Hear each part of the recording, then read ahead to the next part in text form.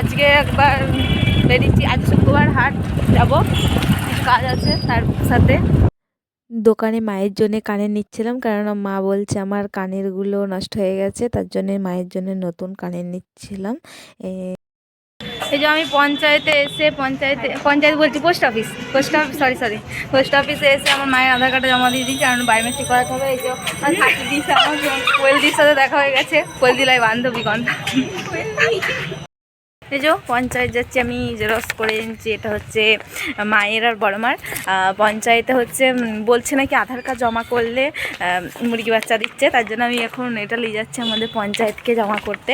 আধার card দুটো xerox করে, আমার বড় মার একটা, আমার মায়ের একটা।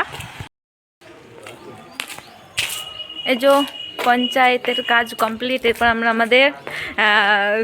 আমাদের শুক্রবারে হাটকে যাব, আমাদের শুক্রবারে হাটের কাজ কমপ্লিট করতে। তো আমরা ওই রাস্তাতে যাইনি, কেননা আমাদের যে বাইক চালাচ্ছে সে বালকটা, তিনি হচ্ছে নাবালক। তো বাইকটা ওইদিকে চৌরাস্তা দিয়ে নিয়ে গেলে হচ্ছে পুলিশে ঘিরবে, সেই কারণে আমরা অন্য রাস্তা দিয়ে এসেছি। আর এসে দেখছি রাস্তাটা, গলিটা একদম কোনোটা ছোট, এদিকে যাওয়া যাবে না। যাওয়া যাবে কিন্তু আমরা এদিকে যাবো না, আমরা এদিকে কি আমাদের অনেকটা শর্টে হয়ে যাচ্ছে হাটটা, তার জন্য আমরা এইটা দিয়ে সোজা চলে যাব। ঠিক আছে, আমি হাটকে চলে এসেছি, একটু পরে কেনাকাটা হবে। এই যে এটা আমি ভাইয়ের জন্য নিচ্ছি, ভাই কিনেছি, আমি শুধু পছন্দ করে দিচ্ছি। এই যে জুতোর দোকানে আমি জুতো নিয়ে নিচ্ছি, চপ্পল। চলো, তা মামা ভাগ্নে হয়ে গেছে, প্যাকিং করছে একটা জ্যাকেট।